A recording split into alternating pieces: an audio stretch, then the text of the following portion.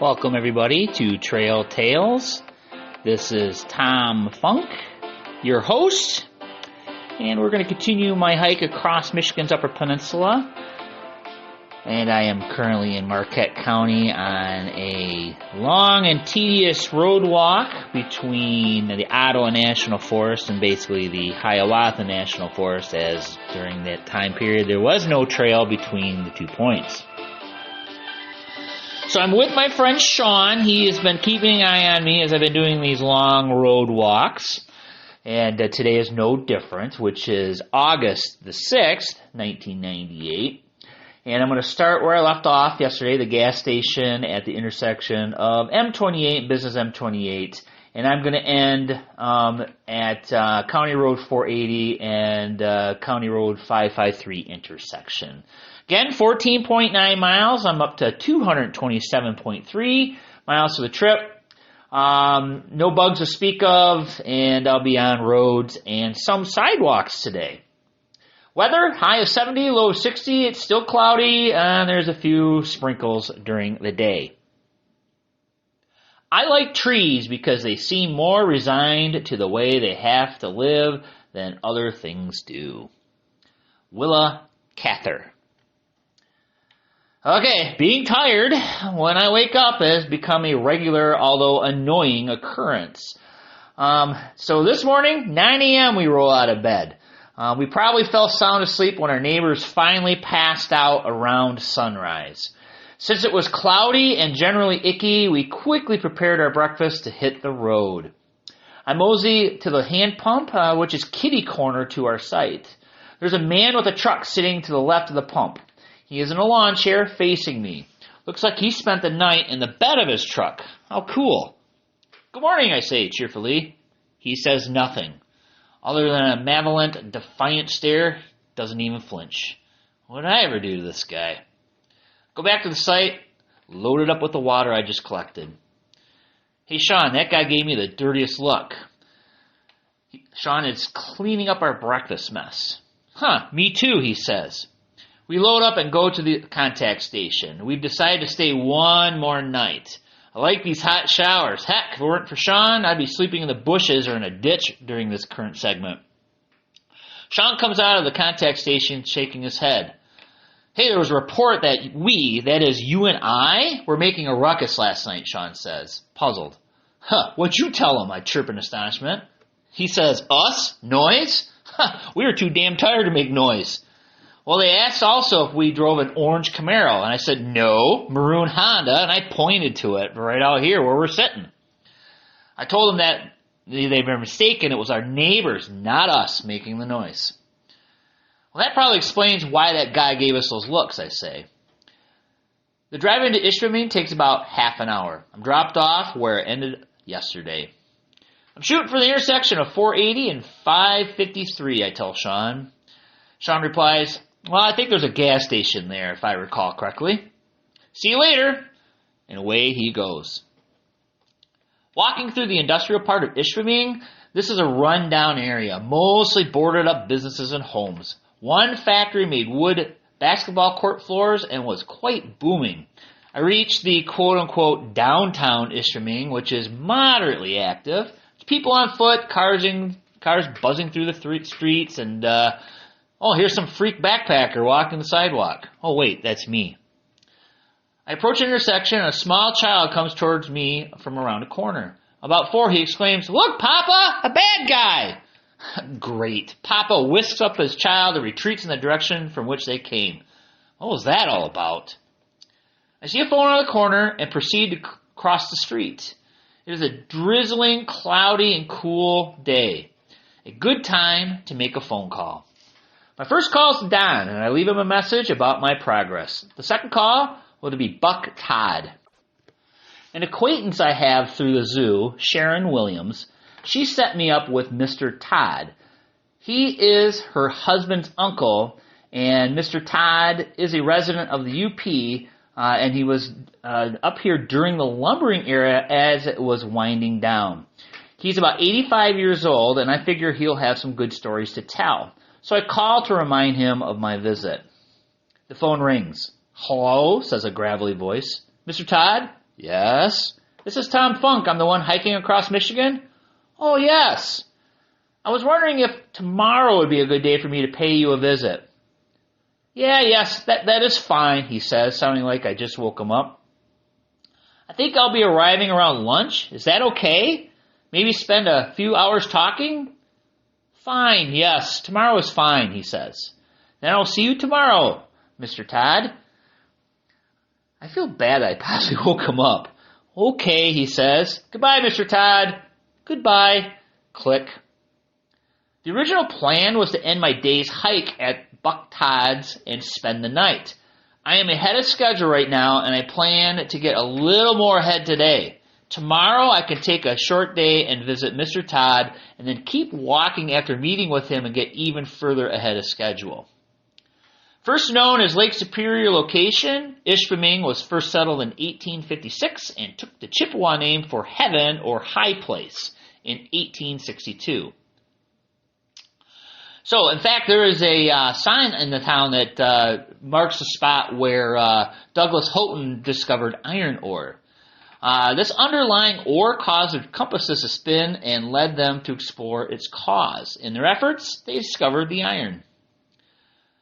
This sign, white text on black, was located in an inconspicuous place. Plus, it was all scratched and corroded.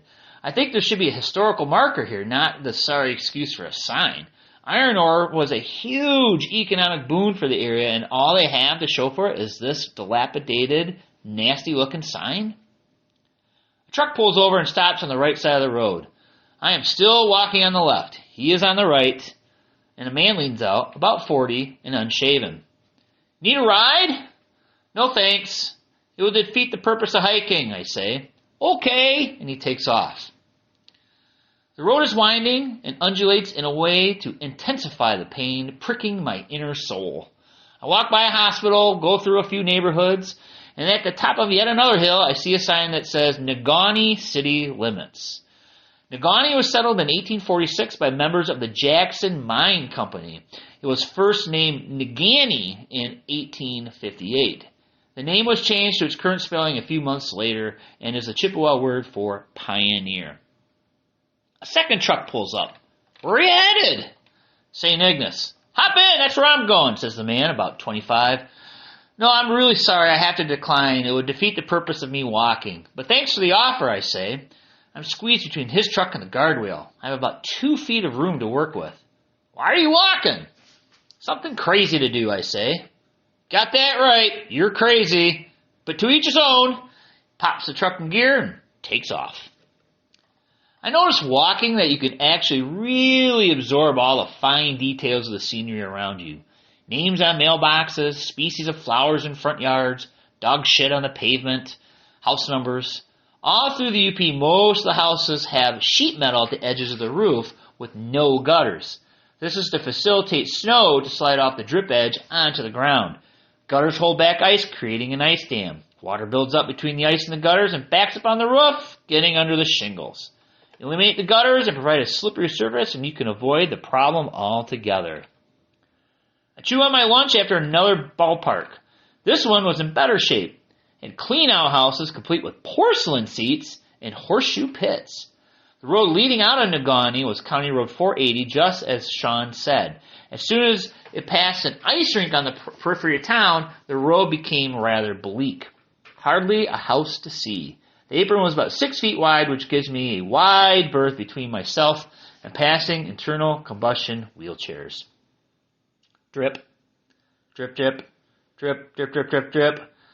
Crap, starting to miss. Now it's really starting to rain. And I'm usually wearing my polyester pants and shirts, and today is no different. And these can get wet quickly, but they also dry quickly. I've yet to experience a moment on my trip where I've had to put on my rain gear when I was walking. These clothes dry quickly, and it is warm, and it's not raining hard enough to warrant me taking my pack off, digging through my stuff and putting on my rain gear. But as I walk, I realize I am reaching that point for the first time in my trip.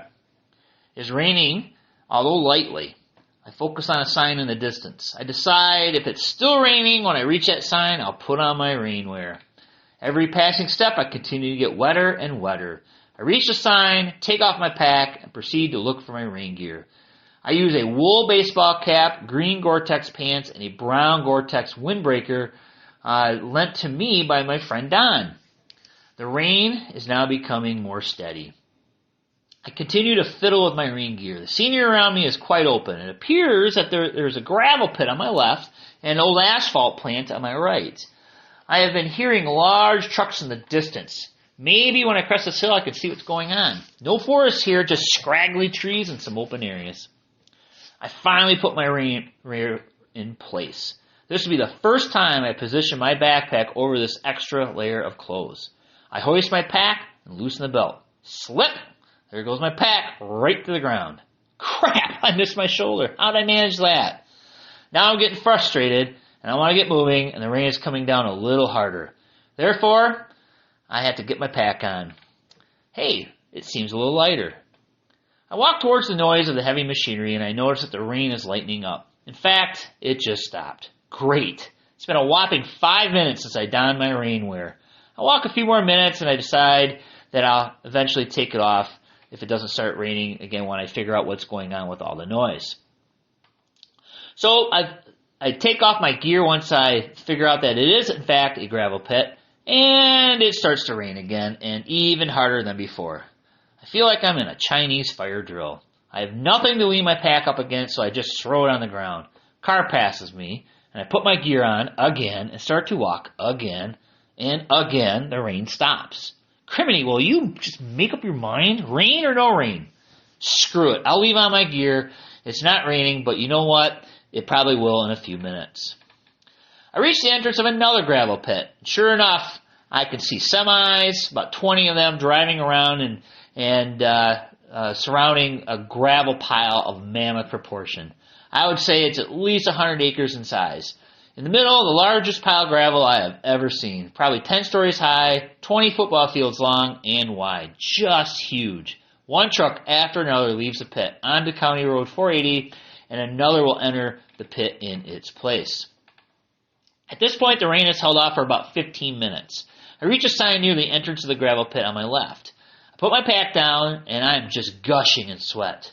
If anyone tells you Gore-Tex is waterproof in the breeze, they've never used it like I do. I take off this rain gear and put the pack back on and walk past the entrance of the gravel pit. Semis are passing me on a regular basis, coming towards me up and from the rear. All from the same company. They all have red hog-nosed trucks with a cartoon character painted on the side. Well, that's kind of interesting. I see Daffy Duck, Bugs Bunny, Tweety Bird, Yosemite Sam, all Warner Brothers. Where's Woody Woodpecker? I make it to the intersection of County Road 480 and M35, hopeful for a convenience store. There was none, just a pair of houses. I'm approaching an intersection which appears to be my daily destination, County Road 480 and County Road 553. There is a mobile station, and of course I procure my Mountain Dew and beef jerky. Jerky is awesome because it's very salty and salt helps you move fluids through your body. I see Sean sitting in his Honda. What is on the itinerary tonight, I ask. Well, I figure we'll shower up, go into Marquette, and to Jasper's. It is a brew pub. Cool. Found out there are 4 brew pubs on my route. Jasper's is in Marquette, and that will be the first. And there are 3 more, one in Munising, one in Grand Marais, and one at Tequamanon Falls. You could have stopped there if you would have walked about half mile into town after the Business 28 intersection, says Sean. Huh, no kidding, just missed it, eh? The other 3 brew pubs are literally on the North Country Trail. Taking great pleasure in beer, I made a point at stopping at the next 3, but I was not sure about the one in Marquette. So we go to the brewery. I hate roughing it sometimes. Sean and I split 2 pitchers of pale and a brown ale. I ate a Philly cheesesteak, fries, and had me some barley soup. All right, hiking with Sean has its perks. It's nice to have somebody doing some scouting for you, checking out the sights and sounds, and having a companion along on this hike. Because think about it, walking 90 miles of pavement would be pretty dreadful by yourself. So again, hey, thanks, buddy. Appreciate your efforts, and we should do this again.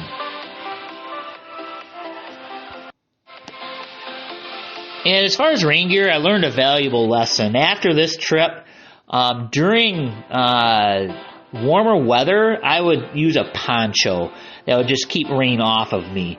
I would only use a jacket and pants in cold weather. When I say cold weather, probably below 55 degrees or so. So that was a lesson learned. I don't think I put this jacket and pants back on the rest of the trip. I think I ditched it at some point, and I'm sure we'll stumble upon that moment later in the story.